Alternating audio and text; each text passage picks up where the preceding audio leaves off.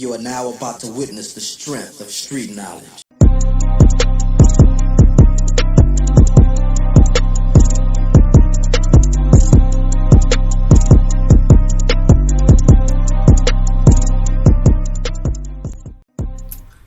What's up, everybody? How y'all doing? It is your girl, your diva in knowledge, Lady Mocha, representing Mocha's Cafe de Paris, my co-ed channel for ladies and men. I appreciate y'all for hanging out in my space.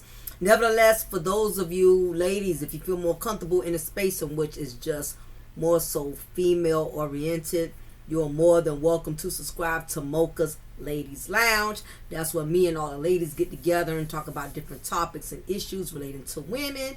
But you can either subscribe there or even better, subscribe to both. But nevertheless, you are more than welcome to subscribe there if you choose. So I definitely wanted to get into this. It's flooding the YouTube streets. It's like a whole tsunami. Sean, Puff Daddy, P. Diddy, Love, then back to Diddy. Nevertheless, he's known as Diddy, and we know him as a successful entrepreneur, producer, slash clothing designer, slash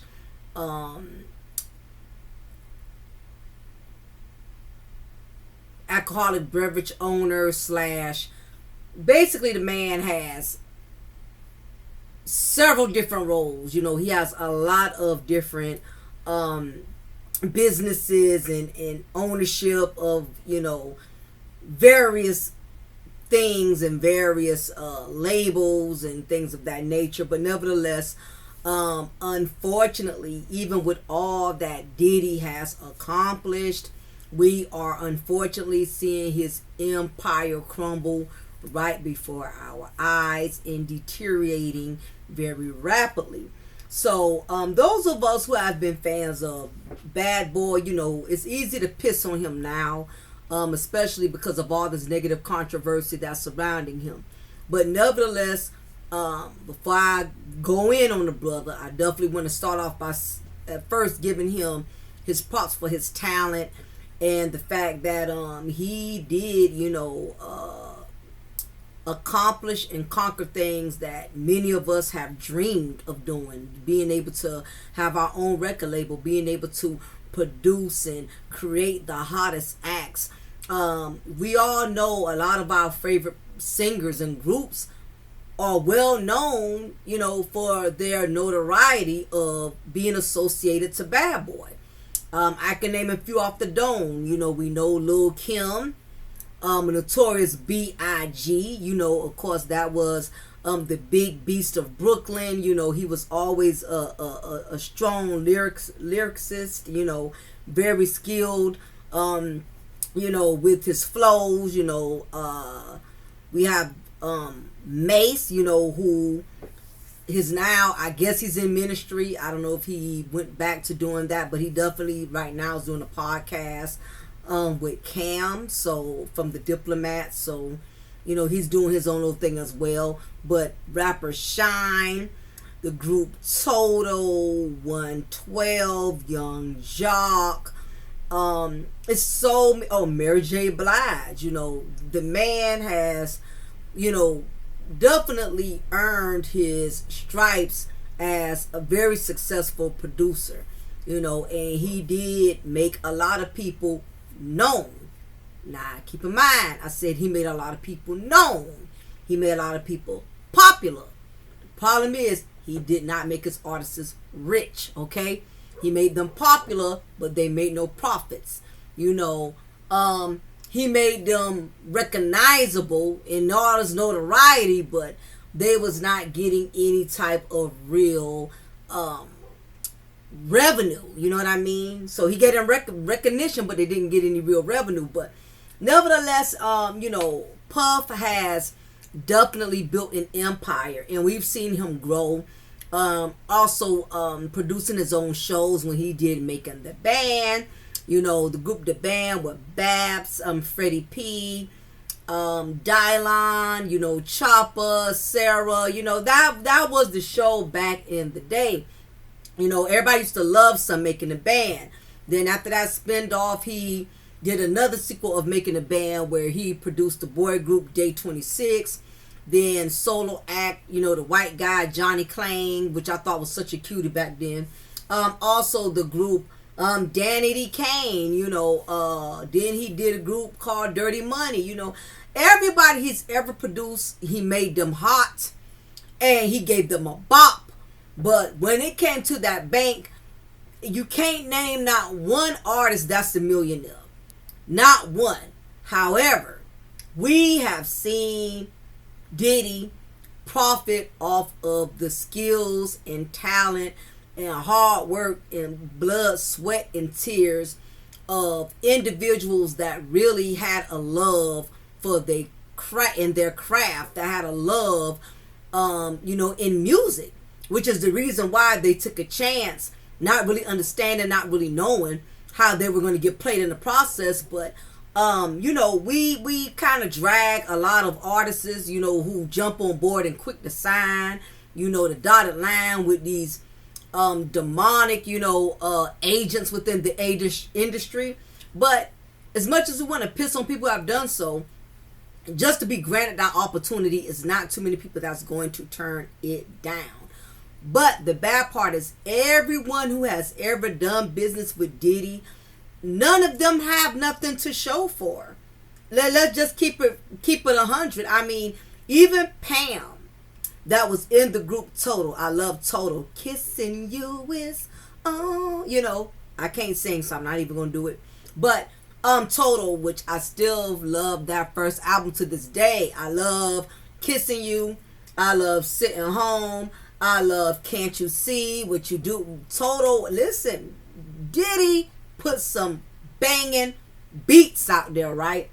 But after all it was said and done, even Pam, she was the masculine kind of looking one of the group or whatever with the baby voice that did most of the lead vocals.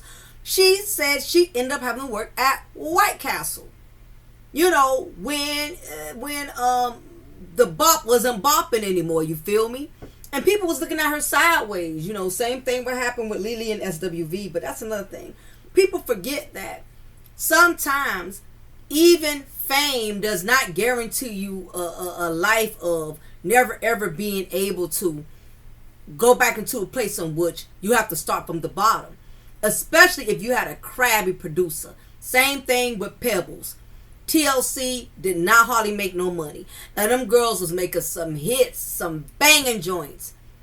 Had no clue. They were driving. Their first cars was 1992. What they call it, Kia Jeeps or whatever. Them girls wasn't making no money. But you have to realize because they came from nothing, the little bit that they got seemed like a lot. But it was the people around them who was noticing the money, all the hits y'all got, that's what y'all driving. Y'all can't even buy y'all mamas and daddies a house. T-bars and all of them, they figured that out as they got older. When you go into the business young and especially thirsty and hungry, these producers like P. Diddy and Pebbles, to name a few, they capitalize off of your hunger. They capitalize off your thirst. And if you don't have somebody on your team, you don't have a momager or a manager or a lawyer who goes in with you and really looks at the contract with a fine-tooth comb, that thirst and that hunger is going to cause you to make a very rash decision in which you're signing your name on a dotted line, not realizing you're signing your name with the devil. And that's basically what Diddy is. Diddy is the devil himself.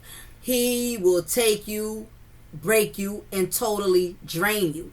And the bad part is not too many of his artists that have anything positive to say about him. Everyone so far has said they realized they was used, they was played, they was pimped.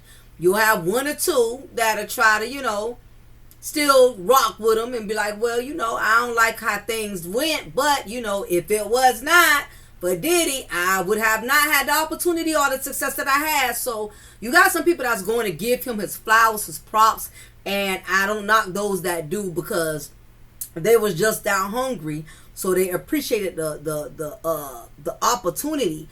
However, it has been transcending for a long time that Diddy been doing a lot of dirty undercover things, not just with his artists, but with the women around him, with his entourage, his security.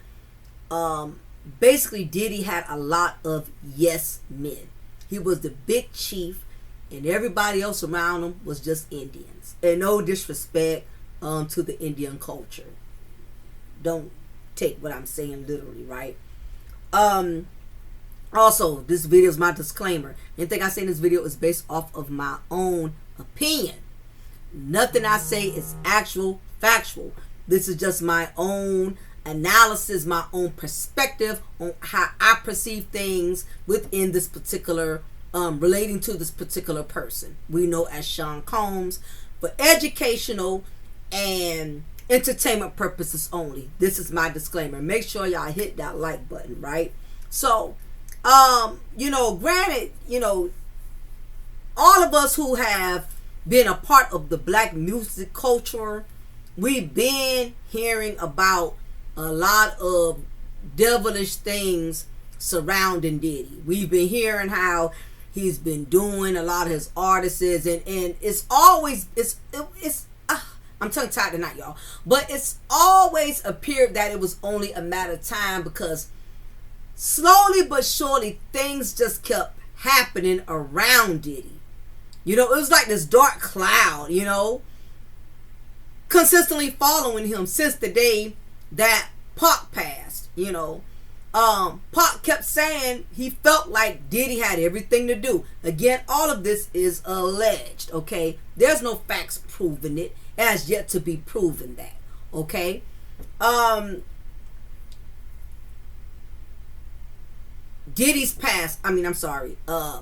passing. That was the first major red flag, because Pac put it out there that he felt like Diddy had something to do with that first incident that occurred when he was pow-powed.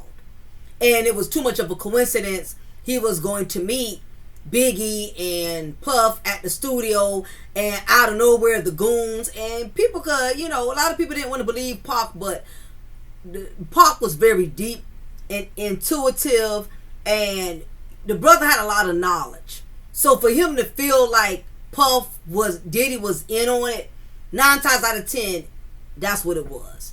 Only when somebody is out to get you.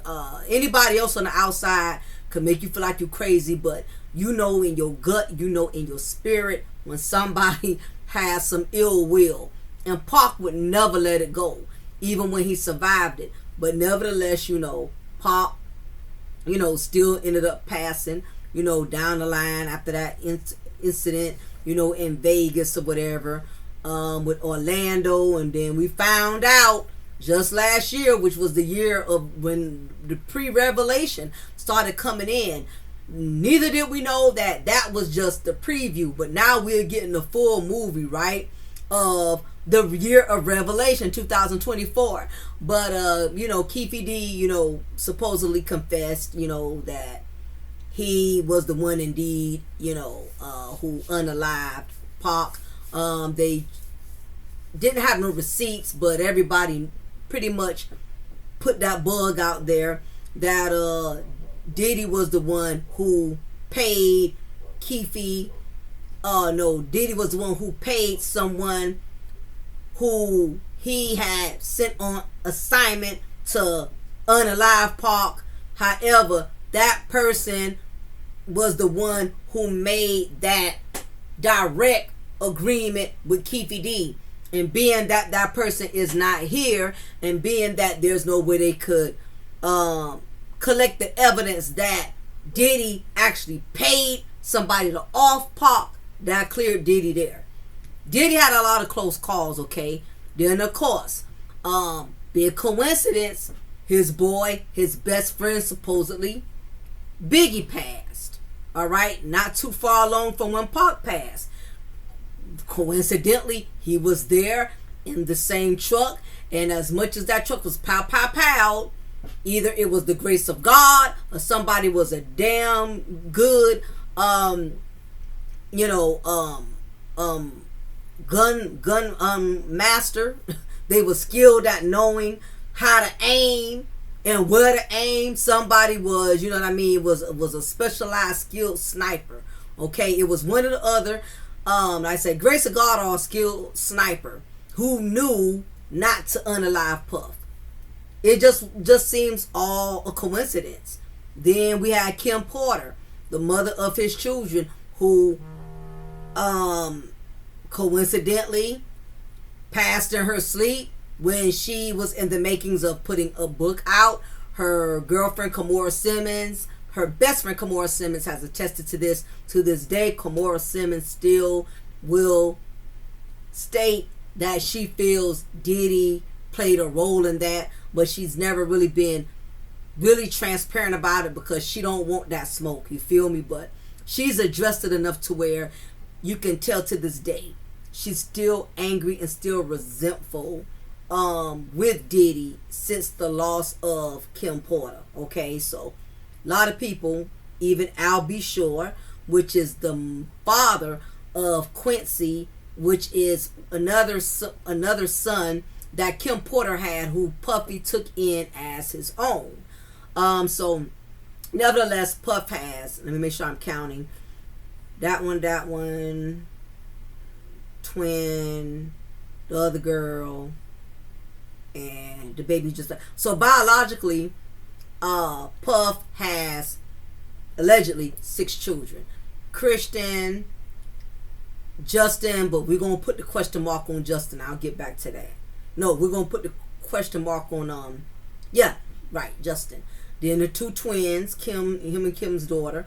Another daughter who he had around the same time. He had Kim knocked up with the twins because they're close in age. And then the little pretty baby girl he just had from the Asian or Mexican girl or whatever. Okay, the reason I put the question mark on Justin, because now they're saying, and they've been saying that for a while, that his father is actually a friend of Diddy. They were really, really tight at one point in time, and somehow, some way, that friend got unalived. I can't go into the details too much on it. Anybody is more familiar with it than me, you're welcome to go into the comment section and speak on that if you want to address it a lot more thoroughly. But basically, rumor has it that Justin's biological father, and it's actually pictures of it circulating online. All you have to do is Google it and put in Justin Combs' biological father.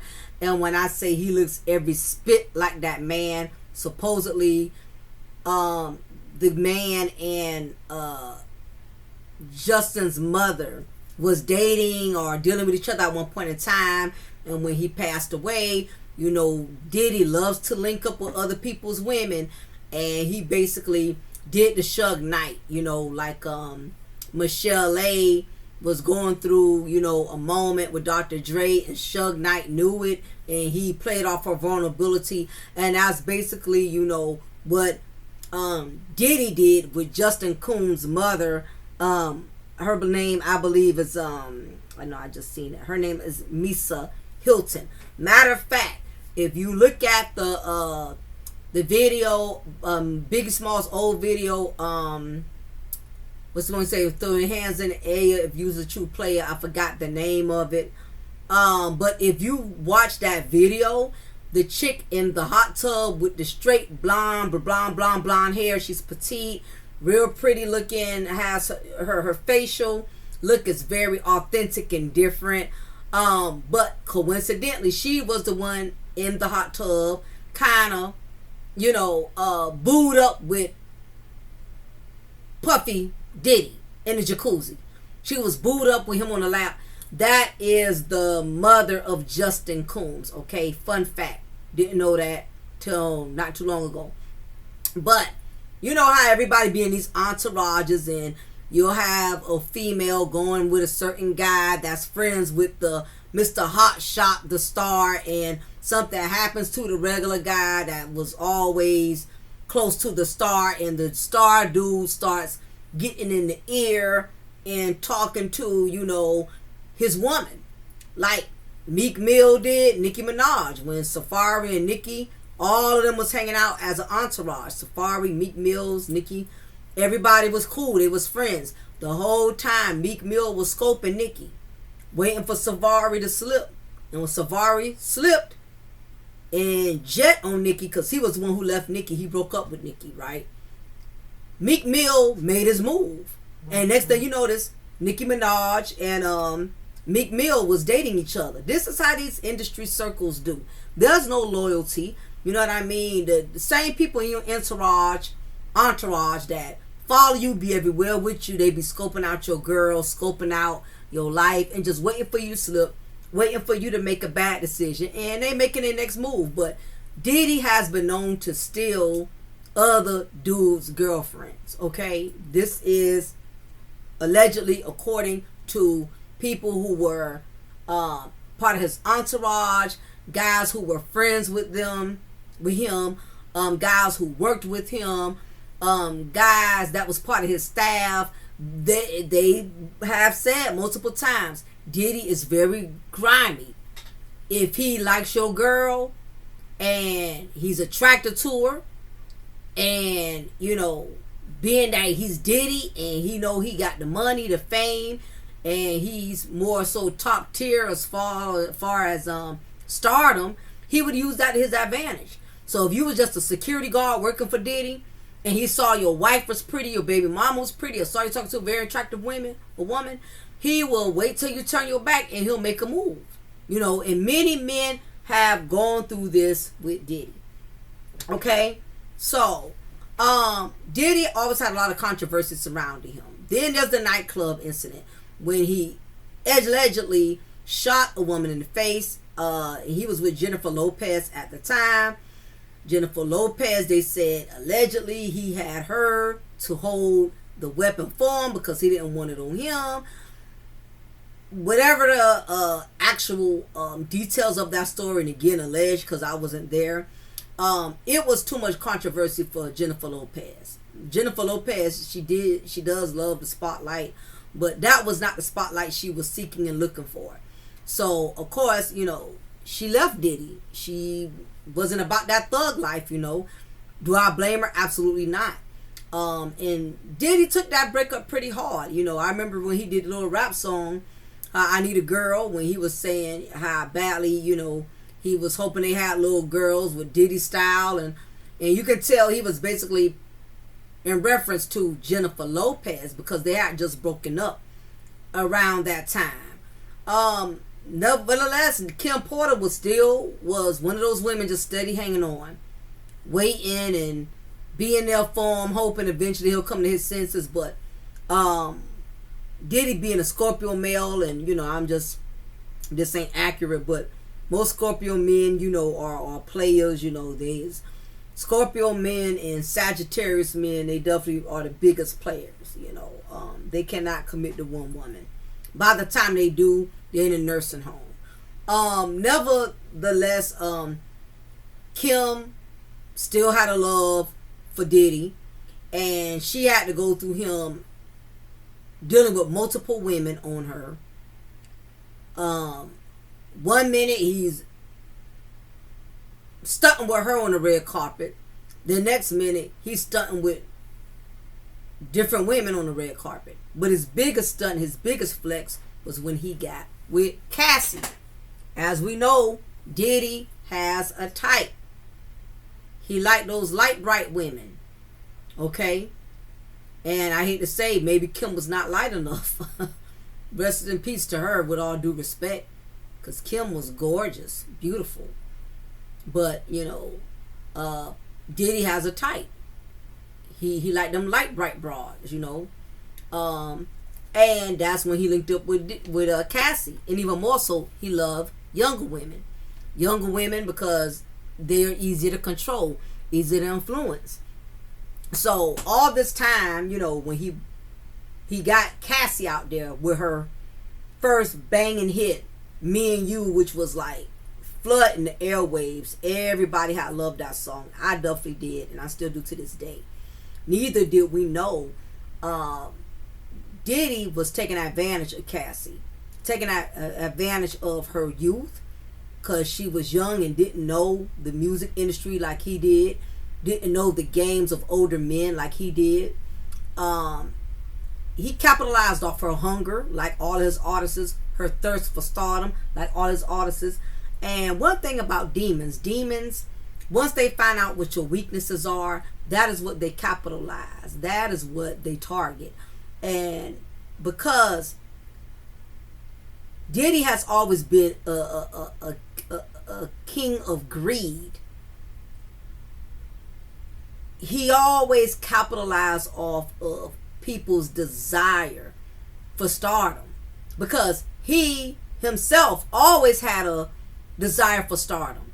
And Diddy did a lot of things, some that were legitimate and many other things that weren't legitimate. A lot of bad deals and undercover favors he has done to get to where he is. So of course he's not going to make it easy for anybody else. He wants them to sweat and put in work, and I get that. You want people that's going to take their craft serious, but when you want them to put in work for your own personal sick demonic issues, pleasures, then that's when it becomes a problem. And that's what happened. He had Cassie smiling with him, holding his hand, had her wearing certain fingernail polish and all of that, had her programmed like a robot. A lot of these industry dudes, that's what they do with women that are thirsty, that lack low self-esteem, that crave stardom. Look at how Kanye West has his wife, dressing. And I keep telling people, he be letting her wear just pantyhose and high heels down the street. He'll let her wear a trash bag, over her breast, with no pants. I mean, it's just really weird. It's one thing to be different, but Kanye West, like I tell a lot of people, she is not a woman. That is an AI robot. That's an artificial intelligent robot. The way she looks robotic. She looks like she does not have a brain. She looks like she only knows what Kanye tells her to do. She doesn't even like she's from this earth. She looks like she's from a whole nother planet. And listen, I think those big ass boots that Kanye be wearing, I think the signal in the airwaves in his boots tells her what to do. I think she's a robot. I don't think she's human. There's no way possible that a woman can be that slow, can be that, mentally unstable, that this man can talk her into putting on a big old pantyhose, sheer pantyhose, and wear them on top of her head and covering her whole face. He can have her wearing a trash bag. He can have her wearing, some leaves, and make it out of a bikini, and she'll do it. And in the industry, women automatically become plants. They become robotic to the industry man. Well, if you want that fame, you want that recognition, you want to be on the red carpet with making a deal with the devil, then this is what happens. You sign up to be programmed like a robot. And Cassie ended up explaining all of this. She told what all she did, what all he made her do.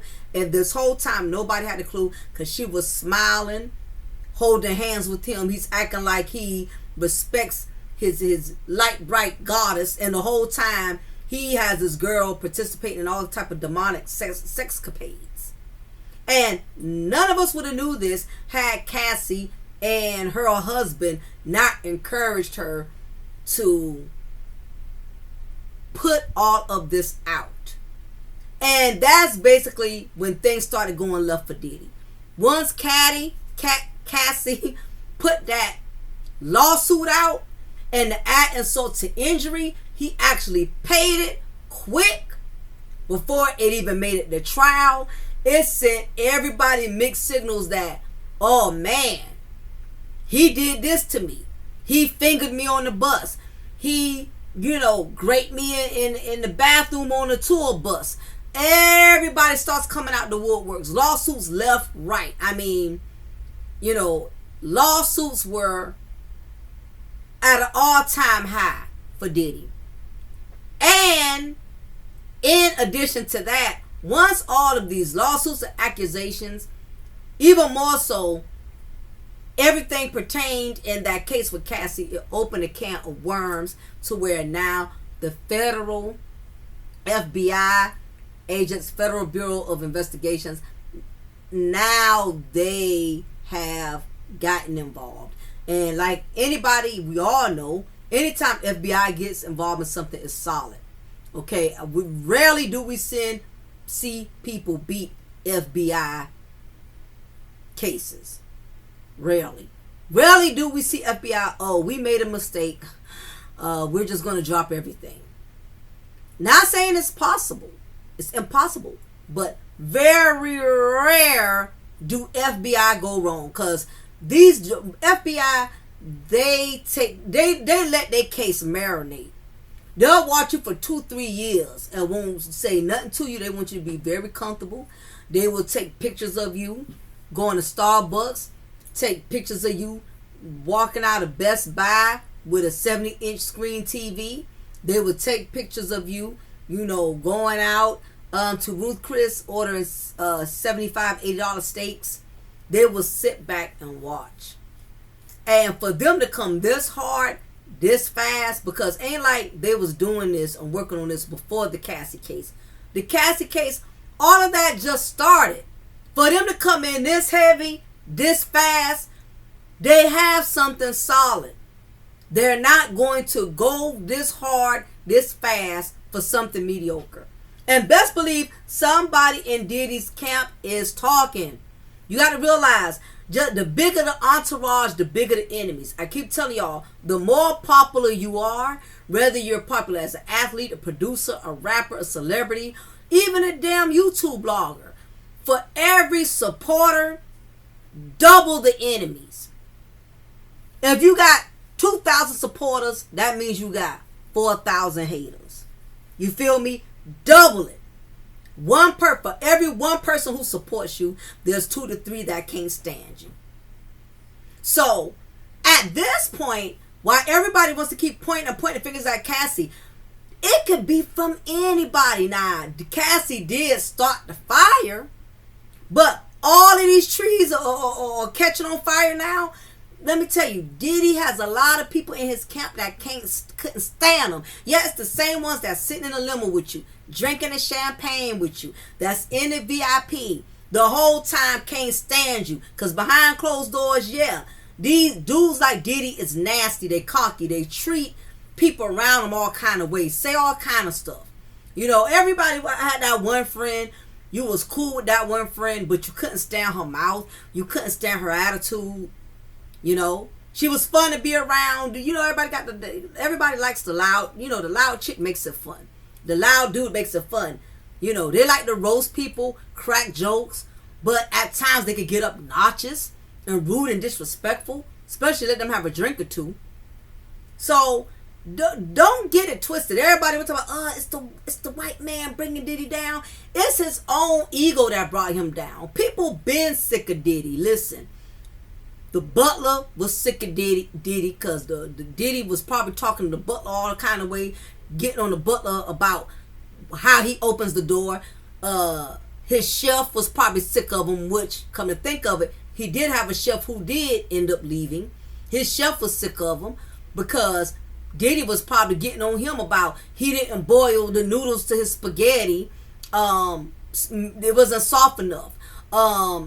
His designer, the person who hems his pants, they probably couldn't stand him either because he would probably have a fit if his pants was just 1 inch above from his gator shoes. You know what I mean? Diddy is nasty. Most of the time, people with money are the most nastiest individuals on this planet. And rarely do they take it easy on anybody. They don't take it easy on the people who work for them.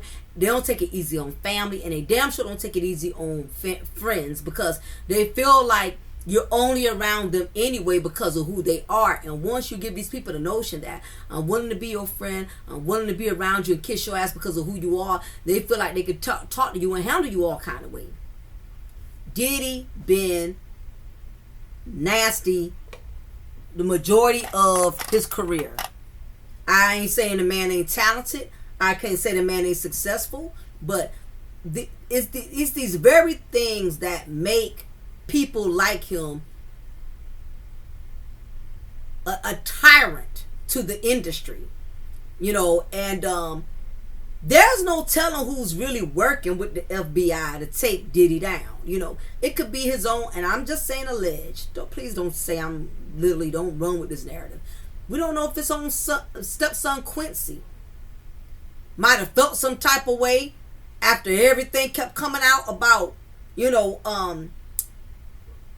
Diddy possibly having something to do with his mother's death. I noticed Quincy has not been around Diddy ever since they kept pushing that narrative. And I kept saying to my mom, I said, Mom, I noticed Quincy, Albie Show's son, is never around Diddy no more. Usually he's always around his siblings. He's always around Diddy. I just think the more people kept coming and buzzing at him, it was like, nah, man, something ain't right here.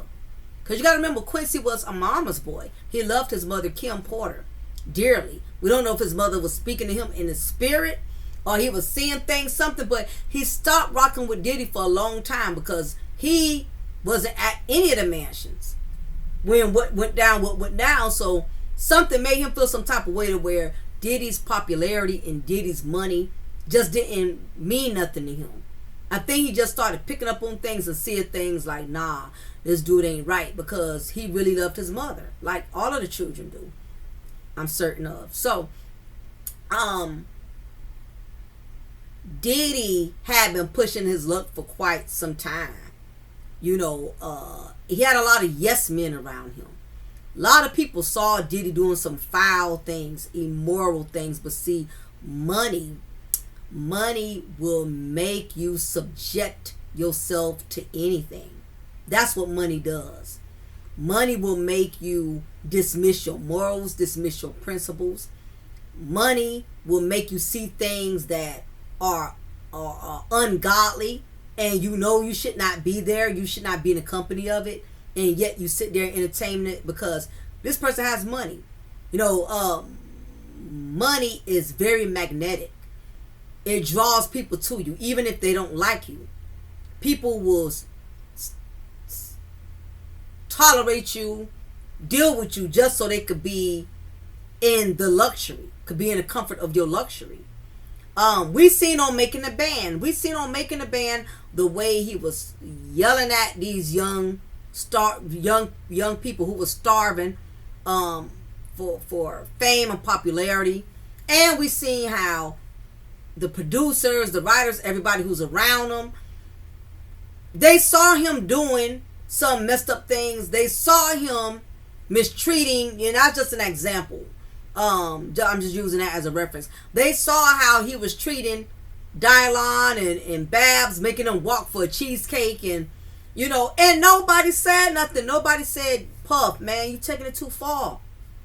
Yeah, I get it. You want these kids, you know, to work hard, and you want them to see that it's stuff you had to do that you didn't want to do to get to where you are. But come on, bro. I mean, everybody, anytime people, yes men, or men with money are going to always have people that's going to co-sign on the shenanigans. Look at your boy Floyd Mayweather.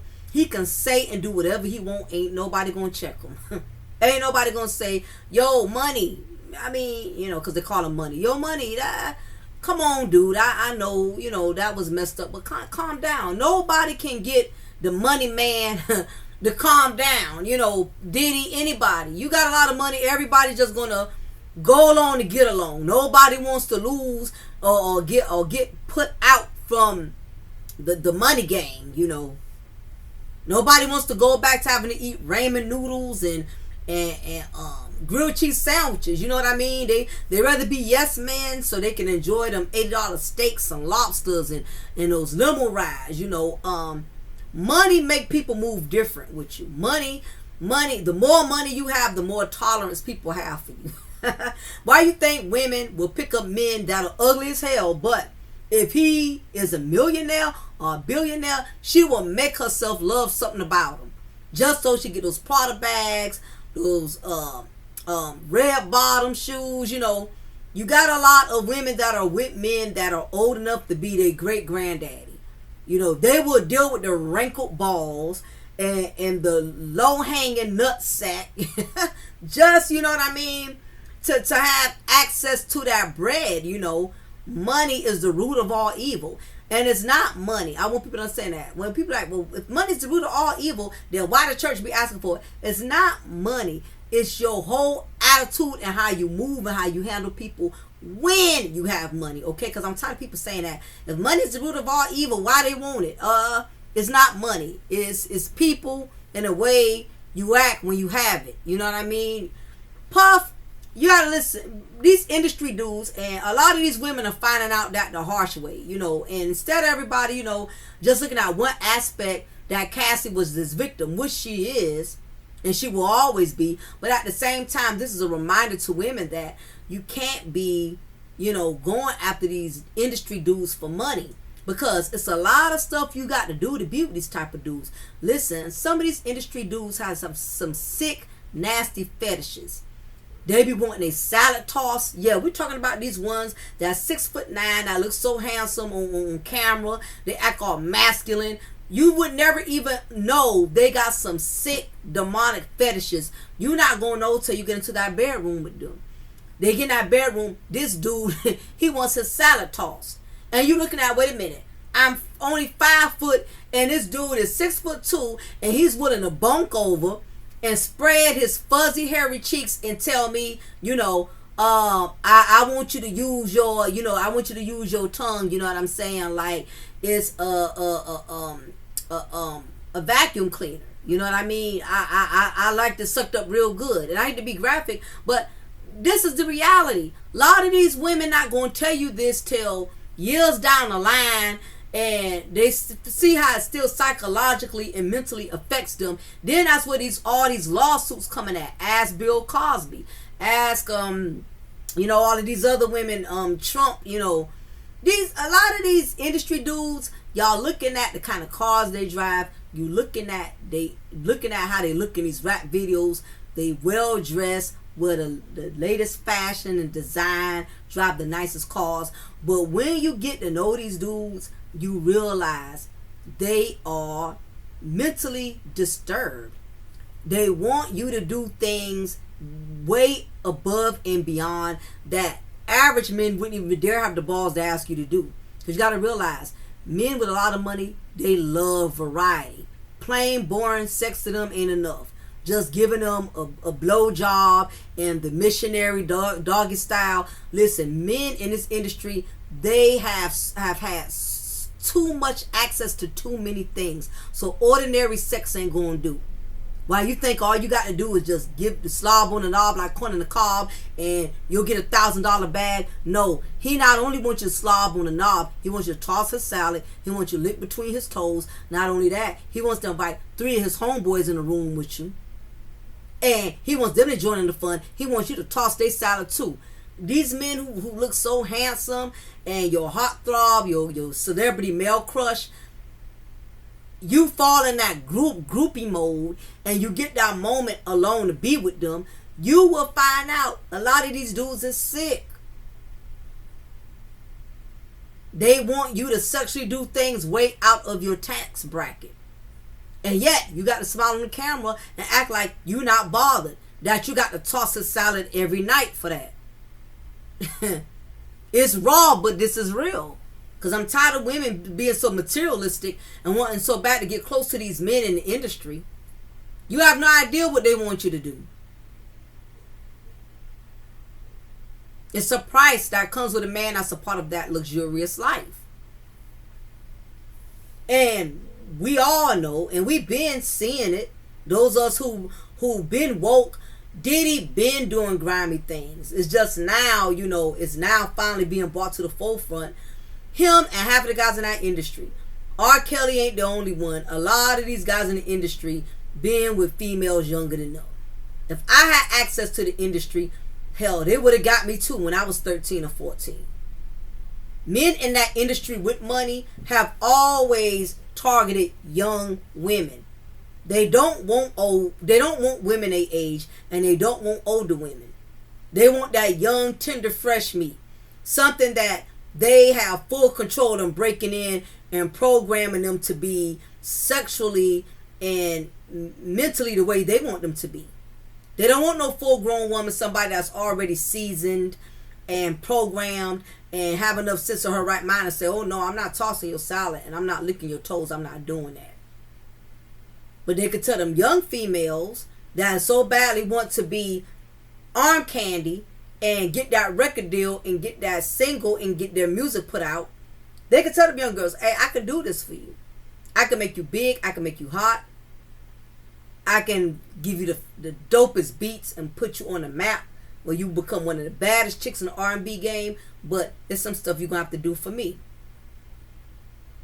He's going to teach her because she's young and haven't been, well, women these days different now, because I know some 12-year-olds that's more experienced and blowjobs than 45-year-old women. But young women back then was during that era, was a little bit more pure and innocent. I mean, you had a few that was freaks. Don't literally take that.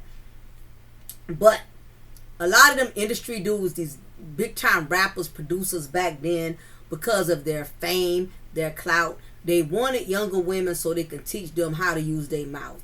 So they can teach them how to do sexual favors that would be suiting to him and his level of freaky deaky needs. Okay, so get a young female that's 13, 14 to get the Aaliyahs, get the Cassies, get these young women who don't know no better, who are starstruck. What young woman don't get in the room with R. Kelly and not, you know what I mean, and not take that opportunity? It's easy for us to say, oh no, I would never, oh no, I would. You don't know till you're in that type of situation. And you got a star who's appearing to like you. It makes you feel like you are special, like you are one of many. You're not thinking he probably does this with multiple women. You're not thinking that at 13, 14. Yeah, now as grown women, it's easy to say, oh, I would never deal with an R. Kelly. I would never deal with a Jay-Z. I would never.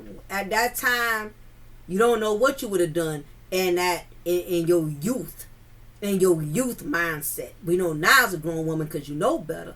But they get these young girls and break them in early. If he's not teaching her how to do head, he's giving her head, turning her out, getting her sprung, getting her hooked, the way she's never experienced that before with guys her age. And an older man does that to her body, stimulates her body in a way in which it's never been stimulated before. You become hooked. You become digmatized. You put a 40-year-old man in a room with an 18, 19-year-old, and he's sexually experienced, and he's not one to intentionally trying to rough her up to make her feel pain, but he wants to actually bring her pleasure. He can mentally turn her slap out.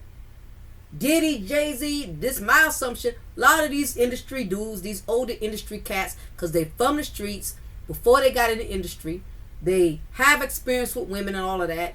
They knew how to get in the head of these young females. R. Kelly, when he married his wife Andrea, she was young. He married Aaliyah, she was darn near a child. That's what they do. A lot of these men in the industry have pedophile, predator tendencies. But you also had not just black men. You also had Elvis, whose wife was a child. Chuck Berry, and what's the man I saying Great Balls of Fire? The white guy. I'm gonna look up his name. He dated his own cousin, And she was in her age. Jerry Lewis. Yeah. So, I'm not going to pick and choose. Lot of pedophile perverts in the industry. Back then it wasn't, no laws or statutes that could regulate it. So it was seen as normal. They excused it. They gave a pass on it. But see, now these men got to be careful because all this stuff now, there's no limitation as to how far a victim could go back and say, this grown man tried me when I was just a child. And I didn't know any better. And that's why the law is intentionally designed that way. Because they know most of the time when these things happen, it's to a child that's young and don't know no better and don't know the law. But as that child becomes older and they realize the psychological damage they had behind their youth and their innocence being tempered with by a grown man, if that grown man is still living, now they can go to court and say, Your Honor, I want to sue or bring this man to court who took advantage of me when I was only 13 years old and he was in his 20s, 30s. They are Bill Cosby and dudes now. They give them that Cosby collateral. You gonna pay me for the damage you done. It is what it is. But Diddy's house has been raided. They raided all 3 homes. The mansion in LA, in New York, and then Miami. And they did it simultaneous. Y'all, I can't talk. They did them all at one time. Let me try not to be too highly educated tonight because I'm too tongue twisted tonight to even use my proper grammar. So I'm just gonna be remedial language tonight, remedial terms. And they did that for a reason. Of course, they wasn't going to hit one mansion and then wait to hit the other. Nah, that's giving the devil time, to remove all this evidence. All 3 got hit at once, and basically that was because the federal judge saw something strong and solid enough to sign and say, go get him. Go get it. And that's why all 3 mansions. There was no time for Diddy to prepare, his children to prepare. Supposedly, he got on the flight and allegedly they had that flight to land immediately because he was trying to leave the States. Another rumor I heard was usually flights can be monitored on this app called Flight Tracker. I think Tisa Tells on her content, she was the one who mentioned something about it. Check out, subscribe to her. She's great as well, y'all. And basically there's this app called, or this system that the aircrafters and everyone within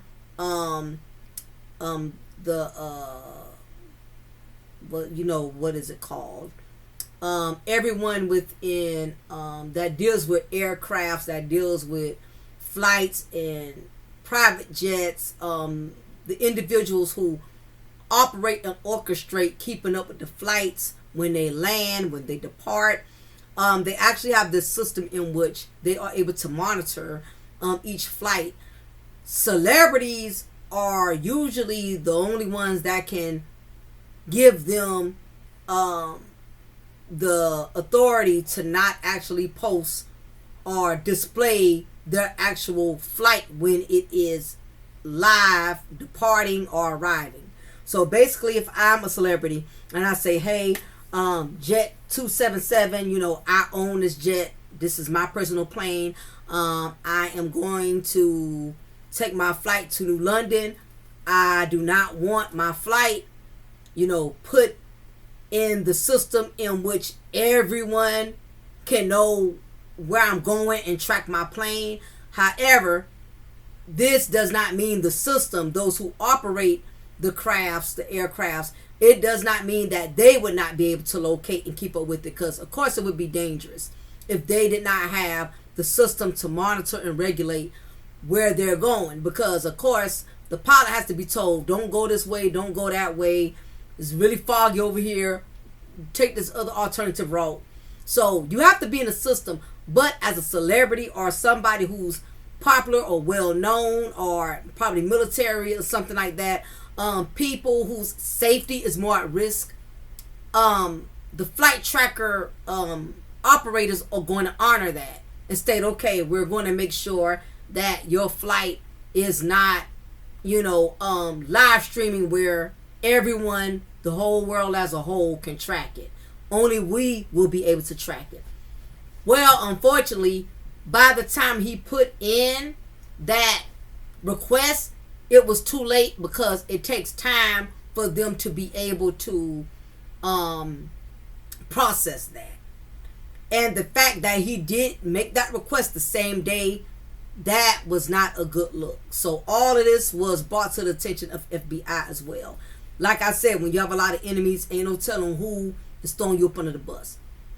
When his own children could be throwing him up under the bus. You don't never know how people get into, people you care about, how people get into their head. I'm just saying, alleged, hypothetically. This has not been made known that one of his children threw him under the bus, but just saying. All it takes is a skilled, gifted detective, investigator. Hey, your father's going down. Either you going to work with us or you going down too. We got A, B, C, D, E, F, G. Now, I don't care how much money you got. If you don't know how to deal with, the law, they know how to get into your head and make you confess or admit or agree to things you normally would not agree with. Because all of his children, for the most part, are adults. They're old enough to make their own decisions without him. So they're, other than his newborn. So they were old enough to do an investigation or interrogation without Puffy's permission. So not like he can come back on them and be like, hey, I wasn't there, and by law, being that they are minors, you cannot investigate my children without a legal guardian there. So he can't even use that to his advantage. Nevertheless, all his houses were raided. All of his kids and their friends, whoever was there during the raid, they removed them out of the mansion. And that was not because they arrested them. A lot of people kept saying arrest, arrest, arrest. But everybody knows you're innocent until proven guilty. They were detained, meaning we are only holding you for our safety and your safety. Because when you, anytime as FBI agent, SWAT team, you are intruding a person's personal space, their personal property, and people get real defiant about that. Why do you think so many officers get killed at domestic disturbances calls? Because people are already mad, angry, upset, shocked. Last thing they want is police coming there telling them what to do, telling them, I'm gonna need you to put your hands behind your back, and they're telling you all of these things in your own house in front of your children. People become very territorial. You go to somebody else's personal space, they may have a gun under their mattress. It's been officers who's been unalived. Doing a search, they go in somebody's bedroom. People take things like that personal. You're sleeping in your bed naked, here it is, this officer, but officers doing their job. They got to come in and get you, especially if there was a domestic call made, because you are a safety hazard to yourself and to the community and to the officers. Nevertheless, that is the reason why the FBI had them put their hands behind their back and detain them and remove them from out of the mansions. You inside people's house, people act up. They become combative. You don't know where they got guns, knives, and weapons. You got to get them from out of their personal domain, because your safety is at risk. So basically, that was the first thing we heard. Then they said that they were arrested. Justin and Christian, known as King Combs. Now they're saying they believe one of the daughters has something to do with the charge in question, which is trafficking. Basically, that is what this whole purpose of the raid boils down to. It's in relation to them collecting evidence for sex trafficking, meaning you have had a lot of underage or young females not of legal age without consent doing sexual pleasures and sexual favors at these freak offs.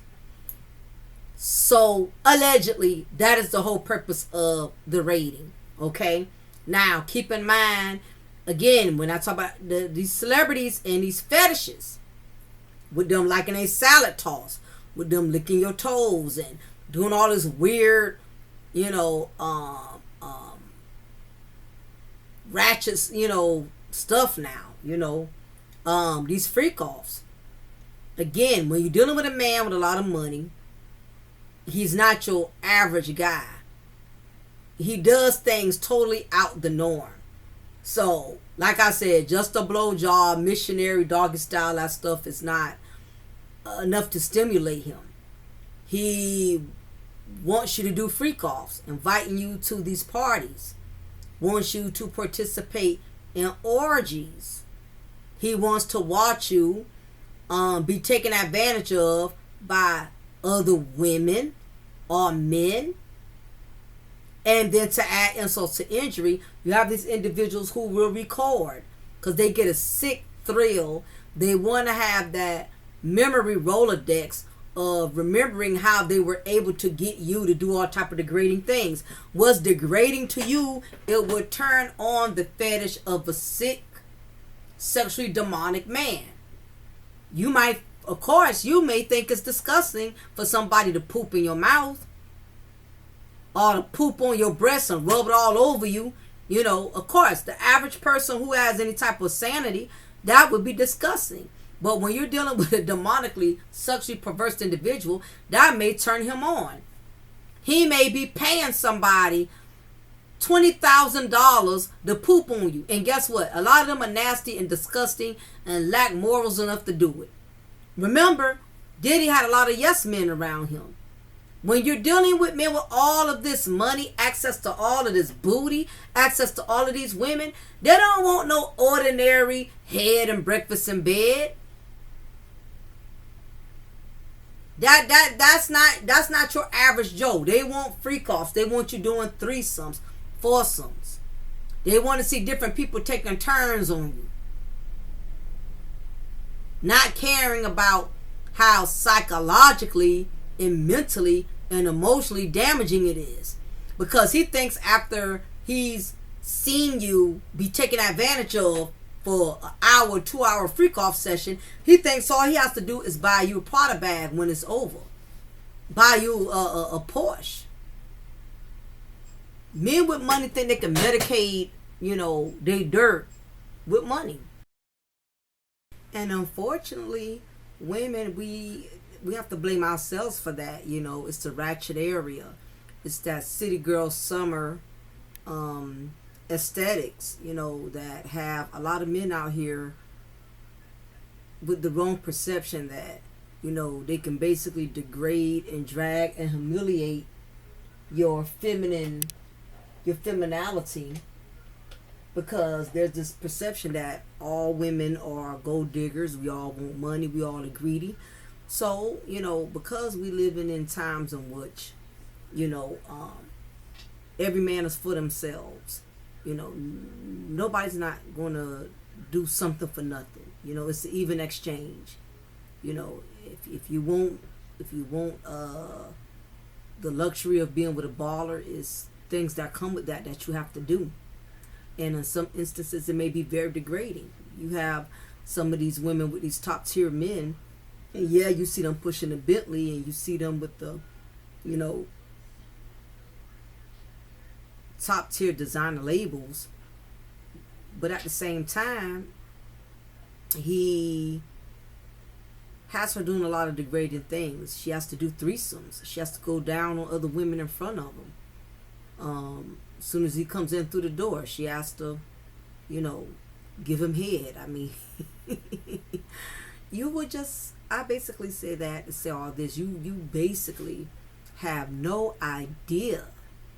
Stop thinking because these people are millionaires and billionaires. They got all this class and they got all this integrity. Like, oh no, I could never imagine Diddy making his woman toss his salad. I can't imagine Diddy sitting there and he's watching 3-4 men take turns. I mean, the man may be really psychotic and have all type of mental,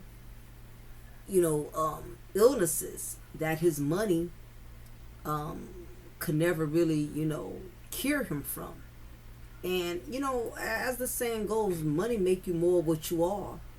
If you was already a freak when you were struggling, what you think you're gonna do when a freak with $1 million? If you already was mean and nasty and arrogant when you was poor, what you think a mean, nasty, and arrogant person gonna do when they get rich?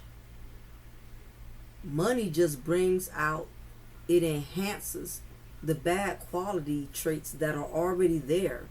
It's not so much money changes you, it just brings out what you really were all along. Oh, he acting funny. No, he been funny. It just took the money to manifest it. Oh, she thinks she better than everybody now because she making some money. She thought she was better than you when y'all both was living in the projects. You just didn't see it because at the time you were on the same level. Y'all both was in that struggle. When you're in the same struggle with somebody, you become oblivious to certain things. Their arrogance don't stand out as much. Their ignorance don't stand out as much because y'all both kind of in the same boat. But once they start elevating and climbing the ladder, it manifests as more. It stands out more like a sore thumb. That's why rest in peace to Nipsey Hussle. A lot of dudes in that area was all right with him as long as they all was struggling. But once he started climbing the ladder, a lot of the dudes around him that was hungry, they could not receive Nipsey the same. The guys he grew up with, dudes he knew from around the way or whatever. Because they can't understand. We all used to eat off the same plate. We all used to, stand on the same block. How is it he made it and I didn't? A lot of people, especially the black community, they cannot handle that.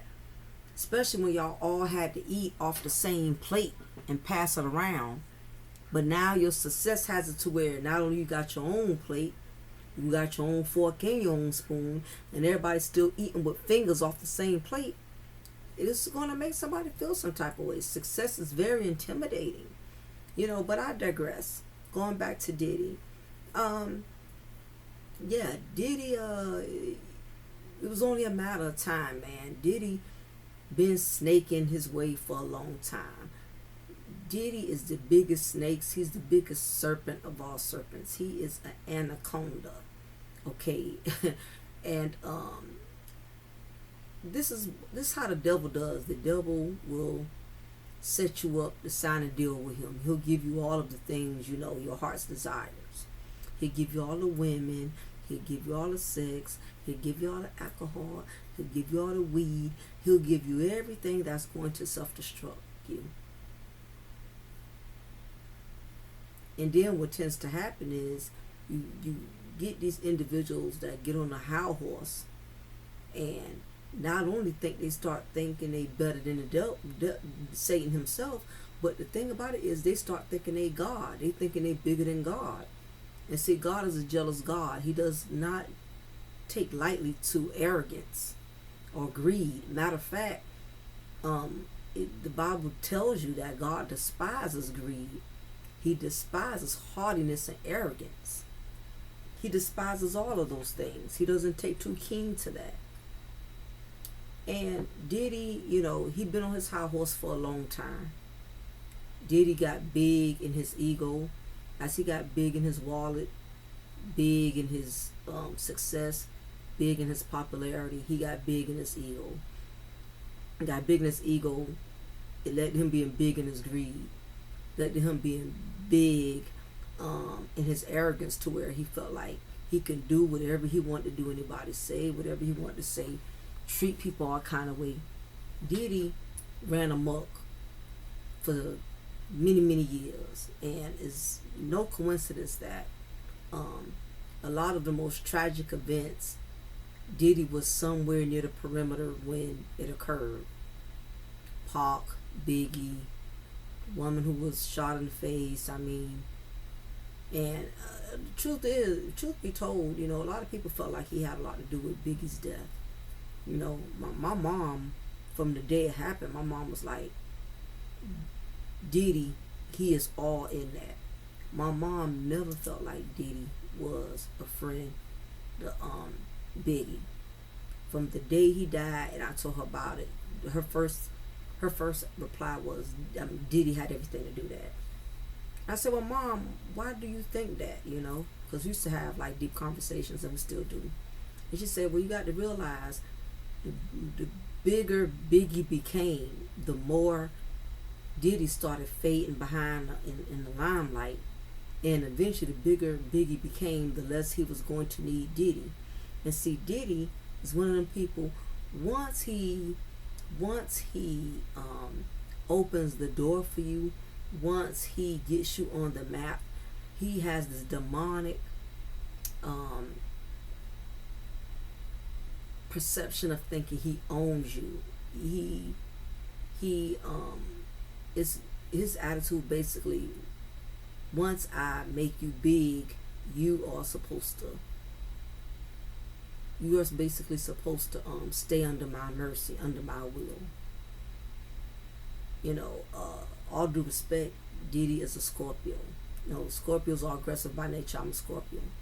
But some Scorpios take their aggression to a whole nother level and use it demonically. And Diddy is one of those, once he makes you, he thinks he owns you. That's what I was really trying to say. I couldn't get it out correctly. And that's what it was. We have reason to believe that the bigger Biggie became, and Biggie, who's to say Biggie didn't express this to him behind closed doors, that eventually he wanted to start doing his own thing.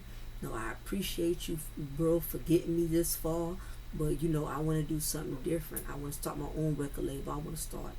Who's to say that didn't make, I'm going to say allegedly, but who's to say Biggie didn't have that kind of conversation with Puff and let Puff know in but so many words, hey, I'm glad you got me to where I am, but at some point in time, I'm going jet. And it made Diddy feel some type of way, because I tell you one thing, soon as Biggie was buried, and before the ink was even dry on his death certificate, Puffy was already out here doing all these videos, doing all these tributes. He went from producer to rapper. He came up with his own album. He was riding off of Biggie's coattail. And to this day, Biggie's mother never felt like Diddy was genuine. He blew up right away off of his man's death, which was Biggie. A man that was true to him, loyal to him down by law, because Biggie believed he had that real street code, he down by law, for anybody. And Pac was the same way. That's how come Pac got unalive. He was down by law with anybody, who came for death row. But unfortunately, he made himself the sacrificial lamb, and Pac felt like he owed it to handle anybody who came for death row, because death row was the record label that put him on when nobody else would. And Biggie, same thing. He was ride or die for Diddy regardless, because Diddy put him on. And what tends to happen is, in many instances, your loyalty will get you screwed. And people think they own you. Sooner than later, Suge, and if they didn't already, Suge and Pac would have fell out eventually, because as Pac would have got older, he was going to want to branch off and do his own thing eventually. Suge's attitude, he wasn't going to be able to withstand that for too long. Dr. Dre couldn't, and that's why Dr. Dre left Suge and started his own label, The Aftermath. When you dealing with egotistical dudes, they're not going to let you be loyal for very long. That's why Dre loved Suge Knight. And I'm sure sooner than later Biggie was going to branch off and do his own thing. And again, I assume, my assumption, my disclaimer, that if Biggie was to leave, I think what I'm going to say, if Biggie gave Diddy any indications that he was thinking about leaving or planning on leaving, Diddy already made up in his mind that he wasn't going to let it go down like that. Diddy is very dark. He's dark in spirit. He's dark in his feelings for people. He's very dark, and now it's all coming to an head and it's unraveling.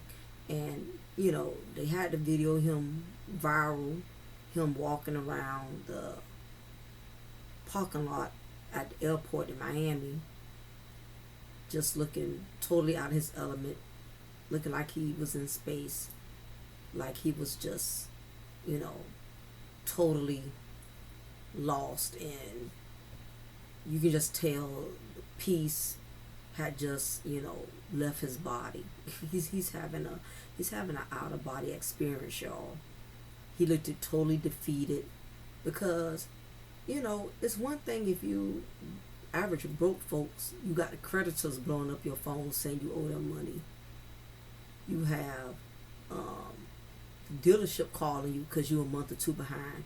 But his troubles, that's beyond the average human being would not be able to suppress that level of pressure. That's a whole lot of that, and because it's so negative. He got the whole world on his shoulders right now. Listen, when these people do when they send a SWAT team or FBI agents to your house, it feels like a grape. You get what I'm saying? It's a major violation. Y'all, how about Instagram already has the video where they showed how Diddy's house looked after it been raided. To add insult to injury, they just keep posting this man's they just keep posting Diddy's downfall. Who takes a video, records a mansion that just was recently raided by the FBI. This just goes to show he's not the only one that's dark. He got people that's just as dark, if not darker than him, who also have no remorse for his downfall right now, who has no remorse for the privacy of his household.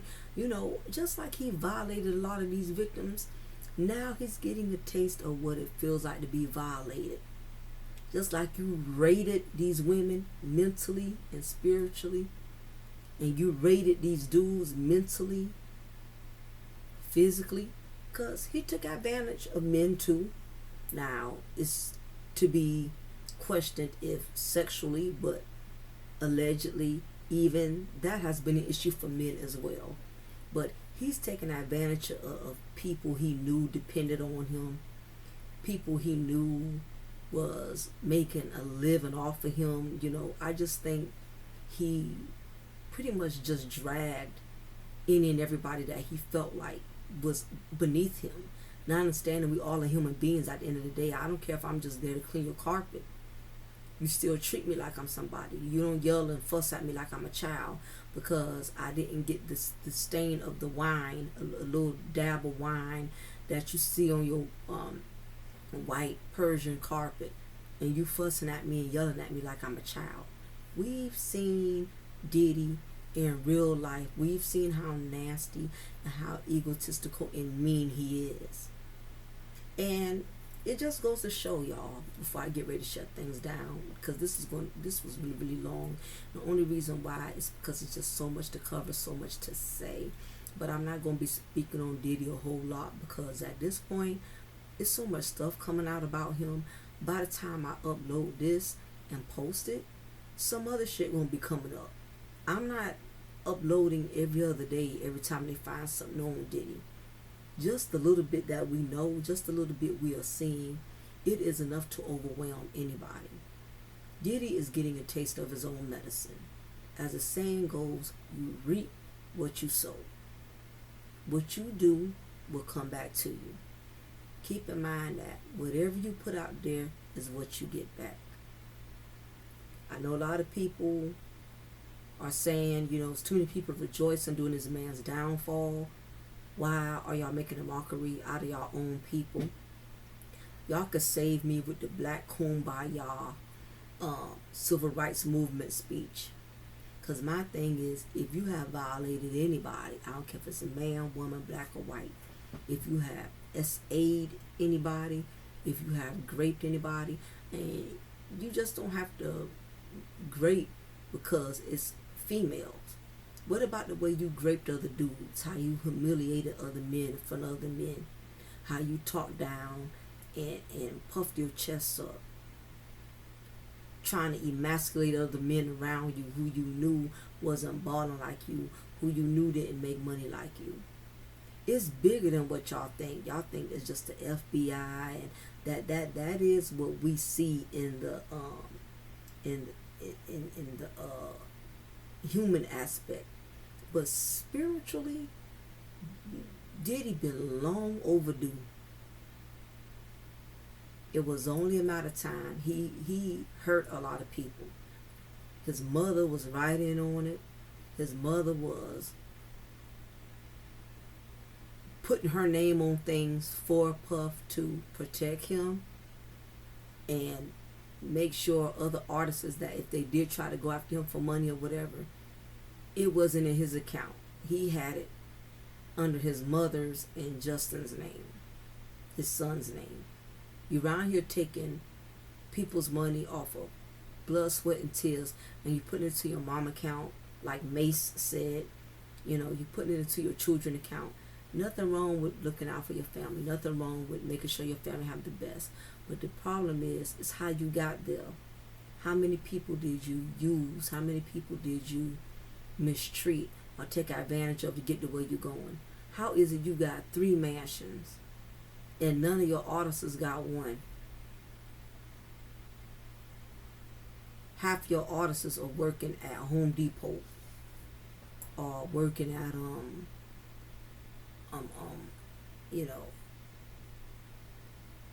the grocery store, and you sit comfortably in all 3 of your mansions. You get in your private jet to get away, but guess what?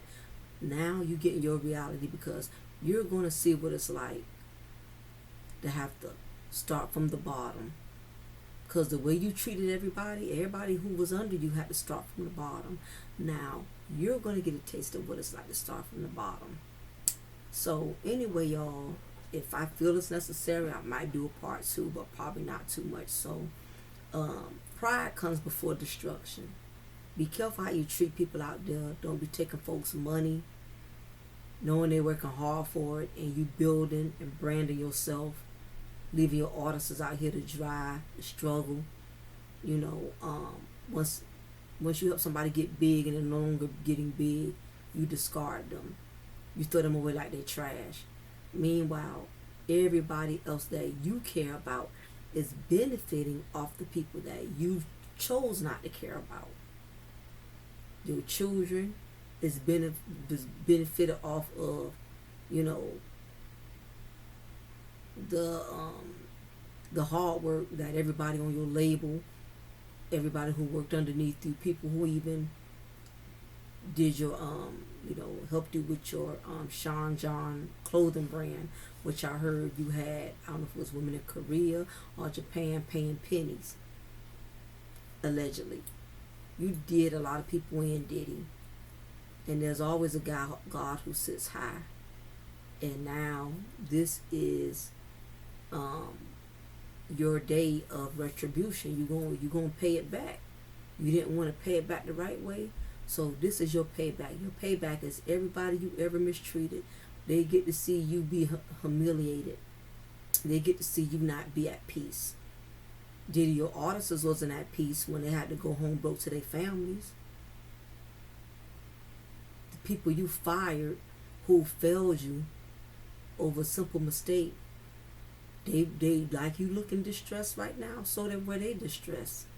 Your artists, people who signed with you, who left your record label not even being able to buy a 1-bedroom apartment. So here's karma. And the bad part is going to be more to come. The bad part is going to be more artists that are outed, exposed. Anybody who's been affiliated with them. If you are anywhere involved in the freak offs, you're going to get exposed as well. Those of you who worshipped and praised Diddy, y'all are going to have to deal with seeing his downfall as well. That's why I do not praise or worship any celebrities. I don't do it with Beyonce. I don't do it with none of them.